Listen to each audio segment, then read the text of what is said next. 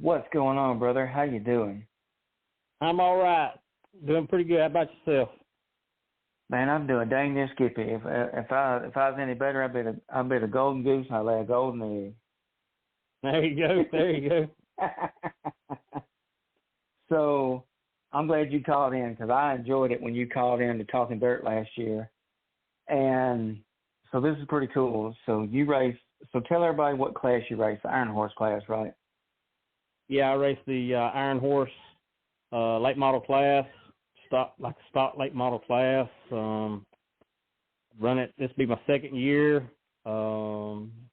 It's fun. It's real competitive. Class is growing, and just like racing. I agree. I think, in my opinion, so I've never been huge on late models, but I got to say, the Iron Horse class is my favorite late model class. It's the fastest throwing class because I know you race with my buddy Jamie, and there's a lot of good drivers. I saw Christian Porter got him an Iron Horse car, and he showed up to the last race. So that was cool. Yeah, he did. So, and I hated to see that he blew up. I don't know if he blew a radiator hose or what it was, but all I seen was smoke coming out the car. Yeah, I seen it in the video. I didn't see it live, but I seen it in the video. Man, that was, I mean, it was like the last lap or whatever it was. I said he was doing pretty good, too, to be first time in a late model. Yeah, I was impressed.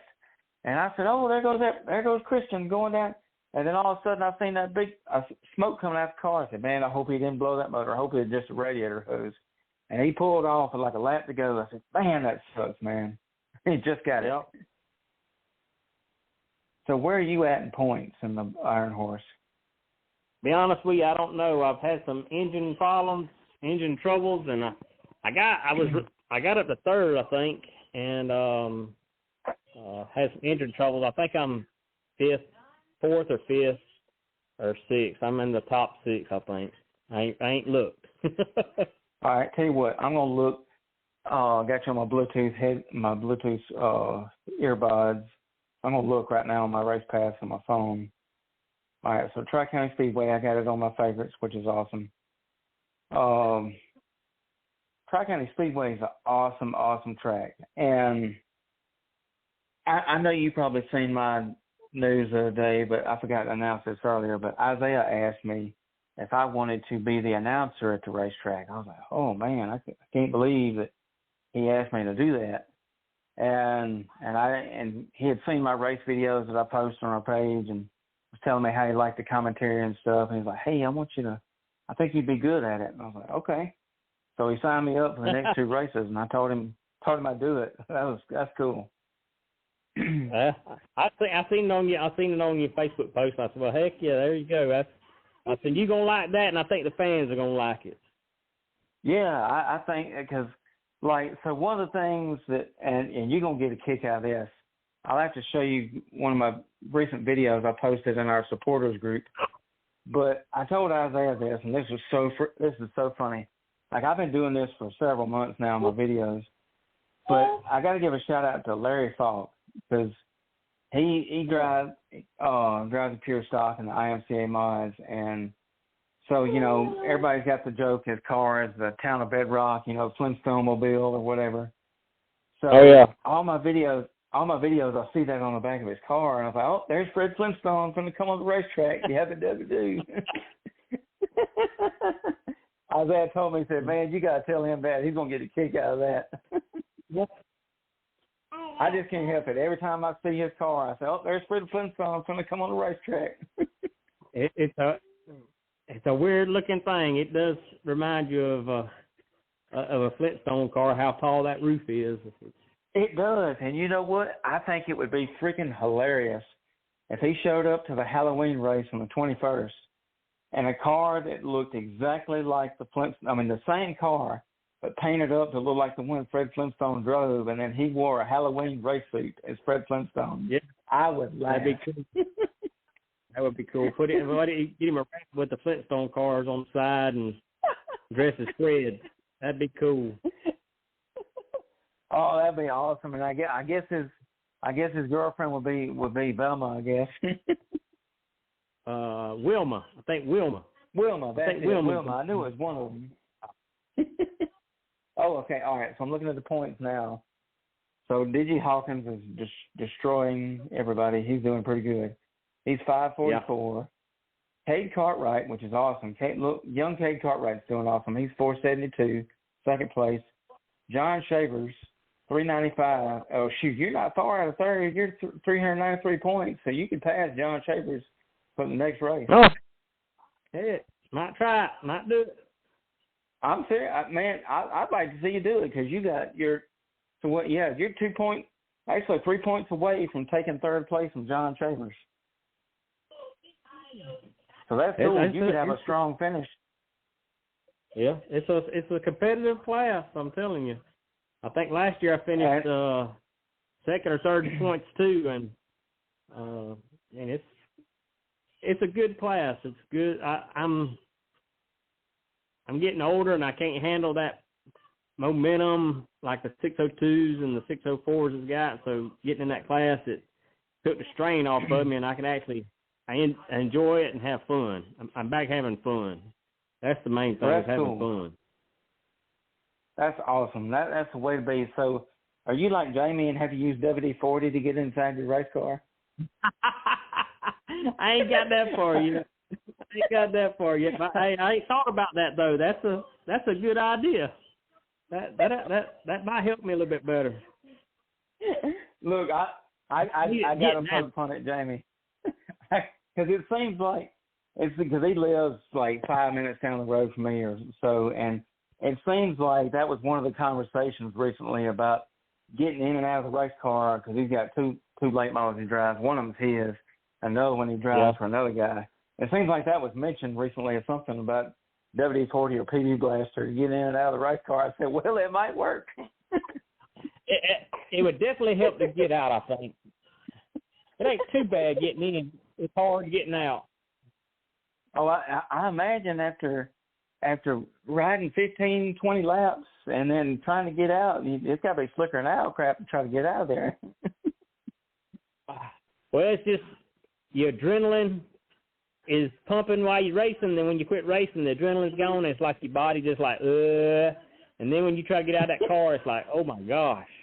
That seat, them full containment seats is wrapped around you real tight, and then you had them belts on you real tight, and it's just like a release, and then your body just ain't got it in you to pull yourself out sometimes. Yeah, it just kind of suctions you. It's just like you're just, it's like, man, you feel like a vegetable, you know. Yeah. So. Yeah.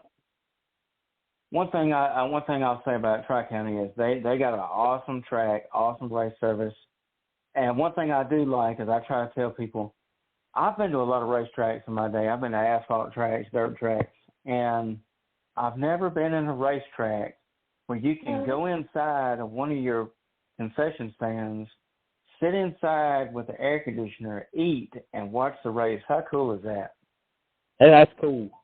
That's one of the, I guess one of the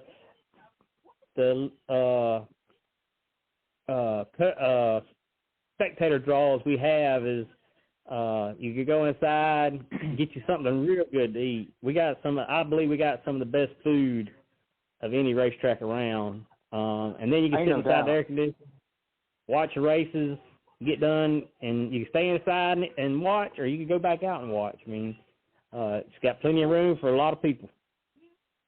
And like I can't really eat racetrack food anymore due to my horrible health problems I'm dealing with. But I'll say this: their chicken tender basket is cheaper than anybody. It's $6 for chicken tenders and fries, and it tastes so good it makes you slap your whole family and your cousins.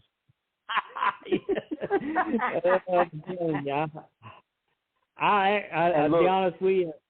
I think 2 races ago, was my very first time having the butt fries. And let me tell you something. I'm mad at myself for not trying them sooner. Them things, those are, man, that hurts somebody. Look, let me ask you this. Do you have a lot of cousins in your family? I do have a lot of cousins. Oh, well, you're going to be slapping a bunch of them next race, then you eat them butt fingers. They might get angry with me. Hey, look, it's one of those moments where you start laughing, and then you realize, I messed up after a minute. That's right. And one of the things I've noticed about you is when I come to the racetrack, I got there super early last time. And for people that don't know, you run the water truck. So we'll see you run around in a water truck, watering the track, and then you'll jump off and jump in the late model and go racing. Yeah. Yeah, it's I start on it. I start working on it at 8 in the morning, and then I don't stop till it's time to go racing. And I have a lot of to me it's like pride in the track. You know, it's part of my family, and I water that thing the best I think I could do, so the racers can have a good track to race on. And sometimes you put too much, sometimes you don't put enough. It's you don't know about that clay. Some days it'll take it good, and some days it won't take the water at all. And then, you know, it's a guessing game, but it's something I try to work hard at to make sure that the racers have got a good surface to race on, so we can have that 3 wide racing for 8, 9 laps, 10 laps. This pure stock race that one day. Yeah. Let me tell you, that was the best pure stock race. This is no lie. I got it on video, and you can hear me because I get animated on my videos. I get excited. And I like that. And you know, I get as excited as a fat kid at a buffet line on Valentine's Day. And because you can imagine, Valentine's Day is the busiest day of the year for restaurants. So imagine this fat kid pushing people out the way saying, my food, my food. That's right. But anyways, so I'm watching this, and I'm freaking out. I was like, oh, my goodness. It was Wesley Holmes, the 52, Fred Flintstone in the 3, and then the 11 of Ethan Pickard. And Fred Flintstone would take the lead 1 minute, and then Wesley Holmes had the lead for about a lap or two, and then Ethan had the lead the most. He was on the high side. That's the best I've seen that track. I mean, it was 3 wide for at least 5 or 6 laps. And I ain't gonna lie, I was pulling for Ethan because I always do my little picks on my videos of who I think's gonna win. I was like, you know what? I think Ethan's gonna win it. And sure enough, he was going around there, and then about lap 6 or 7, he smacked the wall and turn 2. Yeah. And then I had him on the show last week. What now? Yeah, he got a little high, hit the wall. Yeah, got a little high and hit the wall. And I'm telling you, if he hadn't hit that wall, I bet you he'd have hung on and won that race. Because I ain't never seen 2 drivers that could run Larry Falk like that. I mean, Wesley Holmes did amazing too. Shout out to him. But that was a darn good race, and I enjoyed it. And so y'all got a mighty fine racetrack. I like all the changes you made to the surface and stuff. Give a little banking to it. And I always tell people you got to watch out for the mosquitoes. They're as big as hummingbirds when you go over there. Yeah, the mosquitoes, they get bad I told sometimes. Miss Marilyn. I was joking with Miss Marilyn about that because I had a post on Facebook, and I said, man, these mosquitoes over here as big as a hummingbird. I believe if you just slap them, they'll slap you right back. Some of them will. I'm telling you. And that's the reason why they call it this. The swamp. Yeah, exactly. That's why they. And you know, she was telling me. She said, well, Chuck made sure and sprayed around the stands.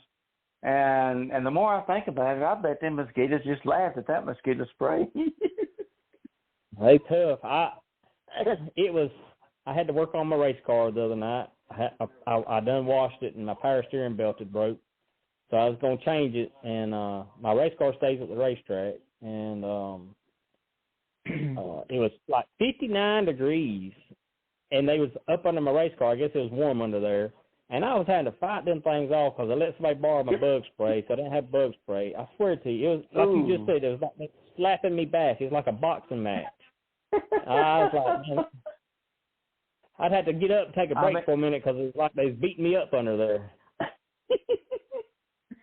If you'd have stayed under there another minute or two, I believe they'd have picked you up and took you off in that swamp, and we wouldn't have seen you again. Yep, they probably would have. There was a bunch of them, and I had I was still in my work clothes, had my hoodie on, and they were still up trying to get at me. Jeez.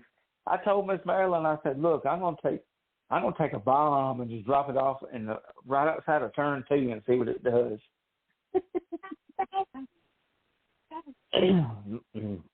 So we got some stuff we're gonna try for the next year, and to ward them things off, and we hoping it works, but we're gonna see.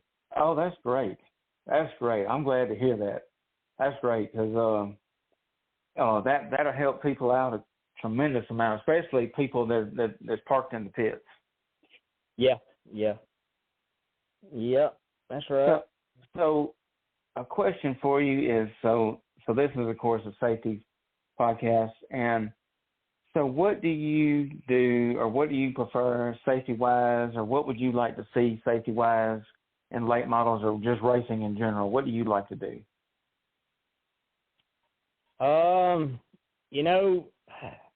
We got so many. I mean, it's been around for a long time. The different types of fuel, and like the slingshots, they run that alcohol. So if they catch on fire, more or less, you're probably not going to see them on fire. I just like that the fuel arrestor that you got, or like late models, like most late models or newer late models, they have the fire extinguisher system on there. So when the temperature gets so high, it's gonna kick on and hopefully put the fire out. Like sprint cars, I'm surprised they ain't got them already on sprint cars, but I think fires are the worst part of cars catching on fire. Like I said, like the fuel arrestor that you promote, it's a big deal. So when cars catch on fire, you got to get there quick, get it out, or it can be bad for the driver, and bad for other people too, because fires can get out of hand quick. But Amen. I mean, good fire suits. You need good fire suits. Some sort of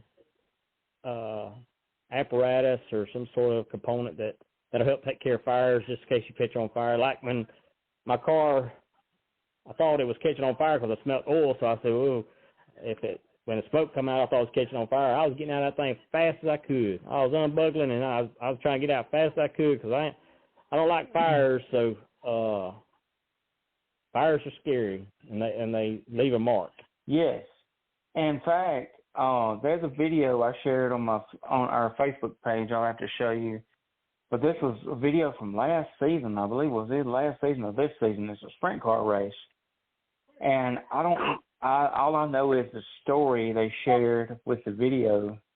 But there was a sprint car, somebody was filming, and they only posted the clip of the car, but the car come around and you see it, and the car just slowing down, and the car catches fire on the sprint car.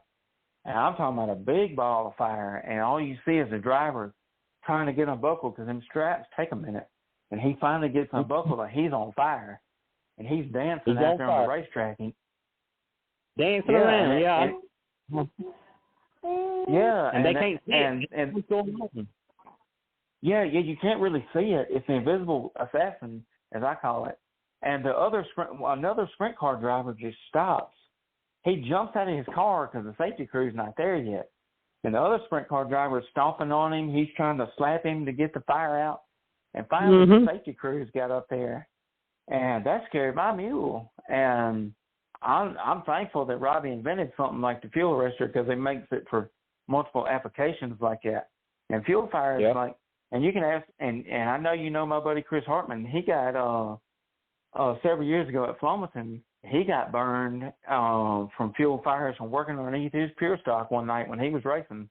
He was under there working on it, and fuel got on him, and you can't see it, and he got burned, and he had to deal with that pain for weeks on that. Yep. Fuel fires or any type, really fire, oil fires, any fires, That's right. It's bad for the driver. Fuel's the worst, I think. Yes. I think so, because you can't. It's just the silent, deadly assassin, and too many times that's happened where somebody gets burnt. Like, for instance, they had one at Talladega Super Speedway a few months ago. This was the ARCA Series race. I don't remember the driver's name. He's pretty famous, but he smacked the wall, and he hit it so hard it just exploded, and he got sent to the hospital in Talladega and got third-degree burns on him. And Derek Lancaster, that's who it was. Derek Lancaster smacked the wall so hard, and he got third-degree burns from that fuel. And I haven't seen an update of how he's doing now, but I know he did. He was good enough to where they sent him to the hospital. So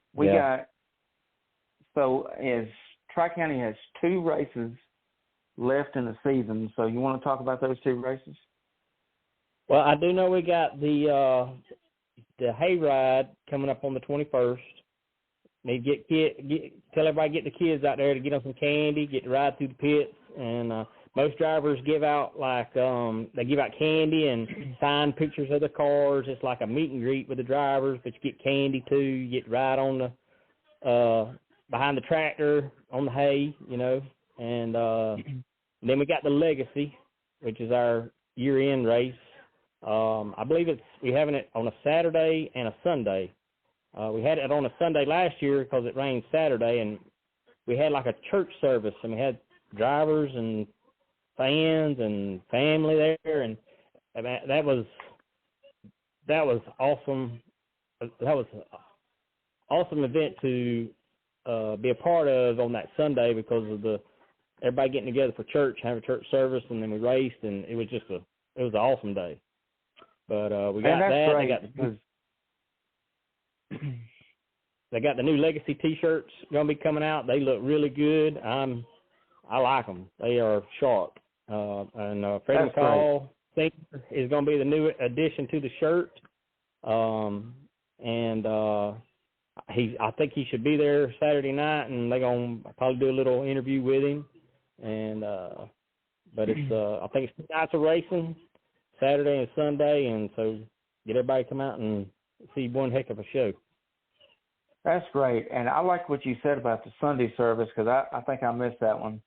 But that's pretty cool. People go to the racetrack to hear Jesus. What better thing to hear at a racetrack than hear Jesus? It was something to be at. There was quite a few people in there, race car drivers and fans and a lot of folks in there, and it was really nice. That's great. So, what's the payout for both races? Now, I don't keep up with that payout. I don't know much about the money part. I know every class is big money. I think Todd Nieheiser from Panama City, I believe his towing company sponsored some money to the modified race, and it's $1,000 to win for the Legacy for modifieds. $1,000 to win. Wow! And that's discount towing in Panama City. So if somebody needs any tow work done, hit Todd up. That's right. Hit him up. He's a racer himself, and I'm thinking he's going to be there to try to collect too. Oh, okay. Well, that's cool to see him race the IMCA. So I think he won it a few weeks ago. He won the races, modified races we had here a few weeks ago. I don't remember which one, but I think he did. Yeah. Yep. Well, that's awesome. So before we let you go, you got any sponsors you want to shout out before we get you? Just got my Advanced Recycling, Environmental Recycling, the company I work for. Got them. Tri-County Speedway, TSL Trucking. I think that's about all I got on there. Bridges of America, a guy sponsored me, and he put that on there. It's like a rehab for folks, or like a call center for when you're having some problems with your addictions. And I think that's about it. That's all I got. Wow, that's awesome. Okay. And I'm sure you can find each one of your sponsors on Facebook, and they have a website. Oh, yeah. Okay, great. Well, that's awesome. Well, thank you for calling in. Hey, I appreciate you having me on.